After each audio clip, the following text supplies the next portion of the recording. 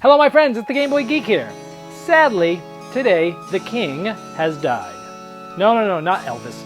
The king of the Black Rose Kingdom. And you and I are trying to gain the alliances of the 5 noble houses in the kingdom. We're talking about Noble Treachery here, the last alliance. This is a card game, card strategy playing game for 4 to 6 people. It plays 45 minutes, maybe up to an hour. You're going to be rolling some dice, playing some cards, trying to beat up guys, stealing stuff from each other. It's a really big take that game. Let me show you how it's played. I'll see you on the other side.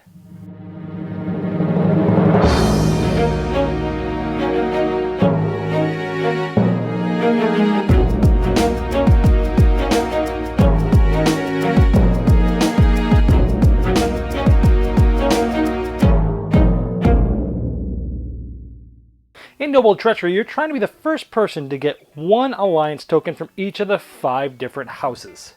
And they'll do that by playing cards over the course of the game. There's 2 types of cards in this game. There's commons, which are these. They're all numbered 1 through 9.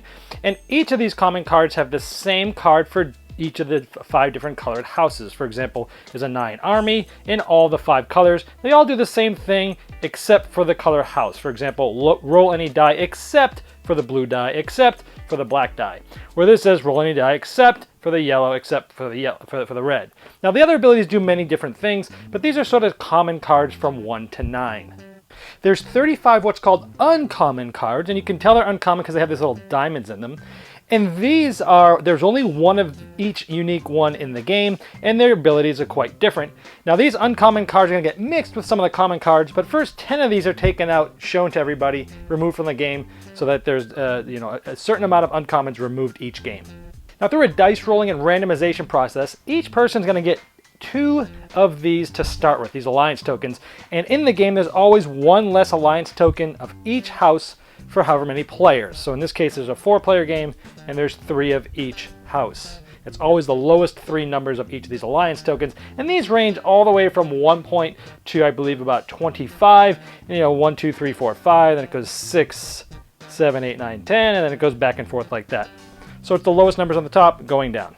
So at the beginning of a 4-player game it might look like this, where some of the tokens like the greens weren't even drawn and some like the yellows came all the way out. Then we'll get ready to deal all the cards out. Everyone's going to get 7 cards face down, but before that, a certain amount of cards, anywhere from 10 to 18 cards, will get removed and seed a discard pile depending on how many players are there. Now the game's played in 5 phases. The first one is the roll the dice phase. So we would roll all of these dice, and we would take the die, the color of the die that has the highest. And in this case, it's tied. There's 2 6s. Blue and black, and there just happens to be blue or black here. If there was only 1 6, we would take the black 8 here and it would be put in the middle of the pot called the spoils. This is sort of what we're going to be trying to win this round. But since there's 2 of the same, good example, you take the one that has the smallest number. In this case it would be black because the blue has 10. Now these are always in ascending order, going from smallest to largest. So take the smallest one. 8 would be the one we're going for this round.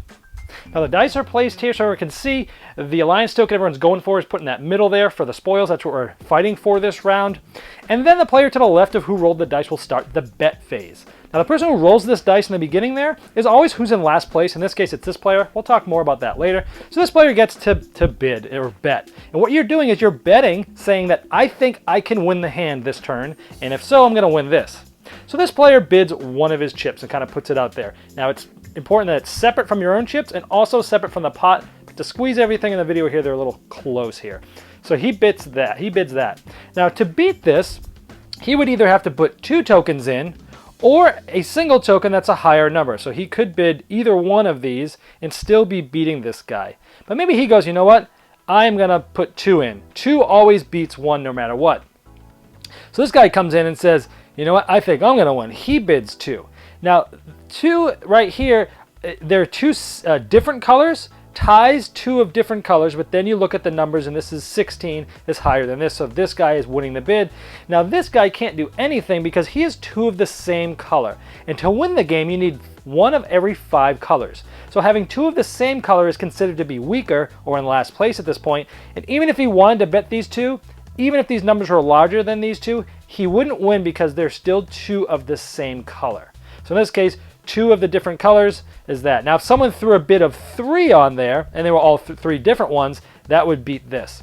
So in this case, this person wins the bid and becomes the challenger. The rest of the people get their tokens back, and so this person is bidding these 2 tokens to win this one.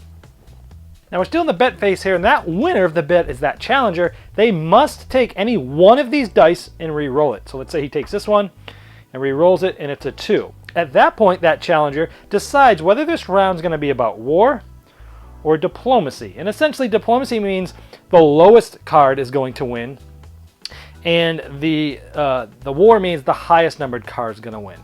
And so this player, let's just say that they say diplomacy.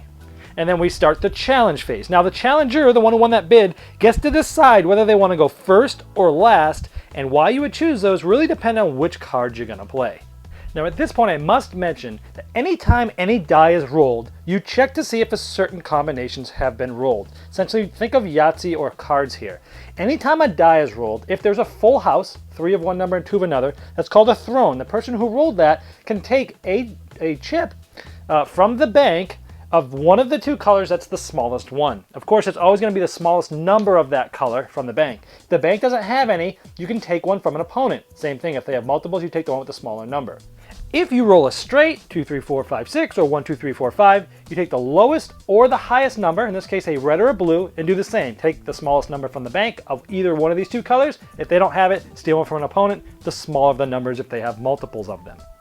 And if you roll essentially a Yahtzee, 5 of a kind, you can steal all of the chips from any one player. Okay, so here we have the 4 players. Usually what you're going for is in the middle, and the bid tokens are somewhat halfway in between, but to squeeze it all in one video, the challenger is this player, this is what he's bidding with, and this is what he's trying to win. So the challenger decides to go first, and he plays the thief card, the green thief. And what this says is, you may roll the green die. If the green die is the lowest value, or tied for the lowest value, you can take 1 green alliance token from anybody. So I'm going to roll, he's going to roll this dice in hopes he gets a 4 or less, which the possibilities are pretty good right now. Ooh, he got a 1. So that means that the green guy, this person, gets to steal a green one from anybody. They don't have any green ones, so he will steal one from the bank. Of course, it's going to be the lowest number that's left there. This person now has this token in his possession. And then it goes to the next player. Okay, so the next player plays this. It's a 6 yellow witch. Choose higher or lower, reroll the yellow die, and if the die result matches your prediction, take a yellow alliance token from the bank or for another player if the bank doesn't have it. So I'm going to say lower.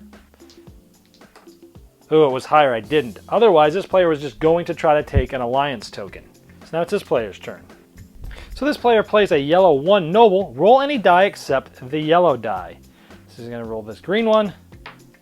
1. He was hoping maybe to get a full house to activate those special abilities we showed earlier. And it's the last player's turn. And the last player plays another noble, black one. Roll any die except the black die. They're going to try to get a full house here. Oh, and they didn't, but they were trying to get a free alliance token there. So that would be the end of the round. Now, we would go by, now remember, we're doing diplomacy, right? So we have a 4, a 6, a 1, and a 1. The smallest number is going to win because we're doing diplomacy. It'd be the larger number if it was a war round. In this case, we're doing diplomacy. They're tied. Now, depending on the tiebreaker, it's the challenger decided to go first, so it's the first person that played that number, which essentially is going to be this player. If they played if they decide to go last, it'd be the last player. So being the challenger is very helpful that you get to decide who to go first and last, and you know which cards you have to play. So usually you have the advantage, but usually also crazy things happen. So this player would have won. These will get discarded. This player would have won. Now, this player normally would just take this. If it was this player, they would have just taken the black. But in this case, he already has the black. So you get a couple of choices. If it's a diplomacy round, they say what color and what direction everyone has to pass a token. Now he looks at this and he goes, well, I don't want to pass yellow because then he'll just get it. So I want one of those reds over there, or maybe you want a red here. So what he says is, okay, yeah, I want a red. So everyone pass a red to the left. So this player passes this, and this player passes this, and that's about it. If it was a war round instead of a diplomacy round, if you were to get a token that you already had, you would just steal any one token from any one player. Now in these issues, when the one that was actually originally up for bid didn't get taken in that case, it goes back to the bank. And of course we discard everyone's cards and everyone would get draw back up so they have the same amount of cards again. We'd start that all over again, starting with the player who's in the last place, which in this case, this guy's got 3, this guy has 1. By the way, this guy did not win that bid, so both things that he bid are gone, back to the bank.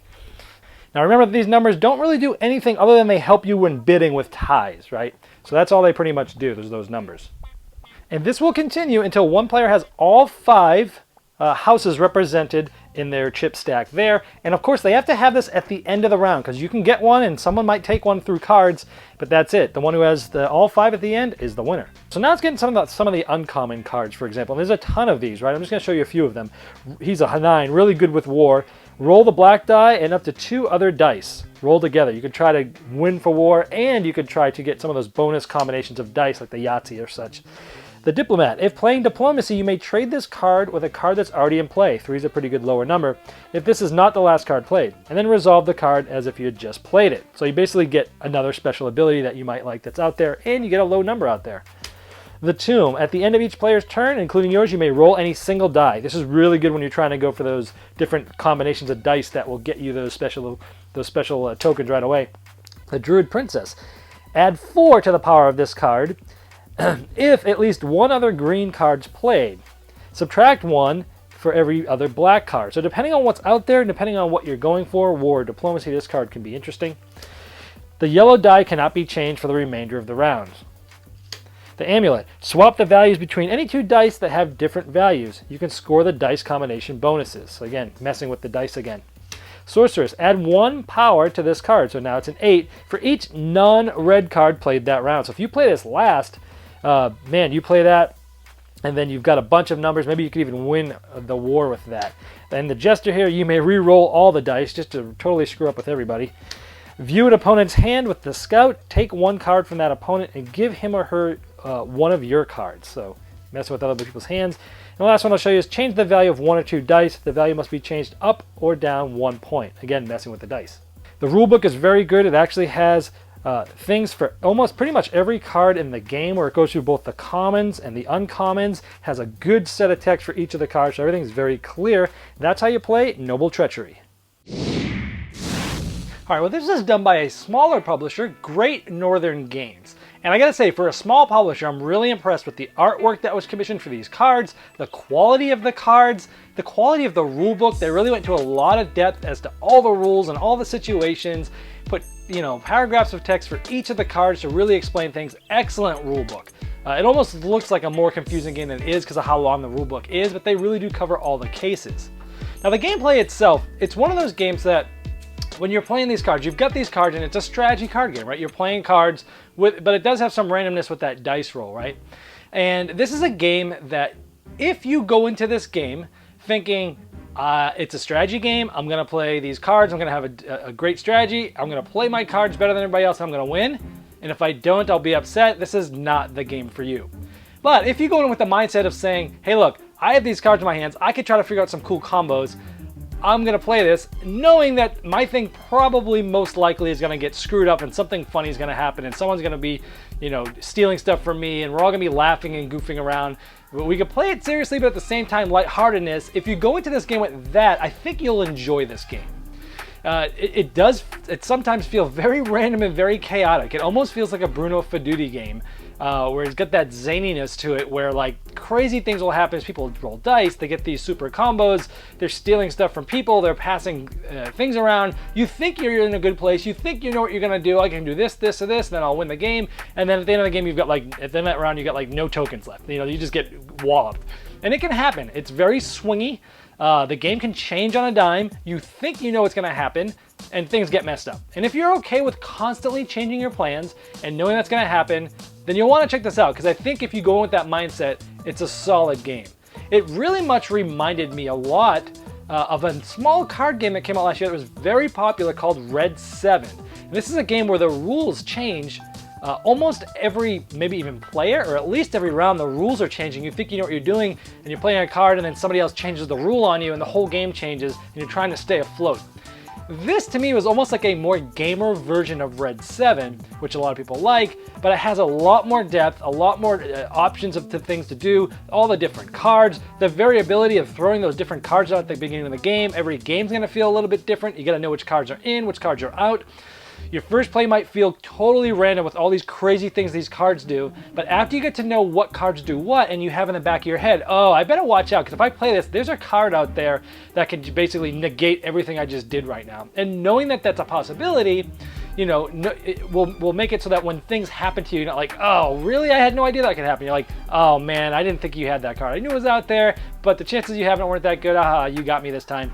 So lightheartedness, go after it with strategy, but yet with the lightheartedness that you're just gonna be taking that and beating your buddies up. Really much a take that card game where you're just screwing with everybody's plans. That bidding component's cool, where you gotta bid, but you really gotta win, because if you don't win, you're bidding with everything you got, right? Most of the time. And if you lose, you're out. But it gives you that advantage to go first or last, and that breaks the ties, and you could say war or diplomacy. A lot of interesting choices here.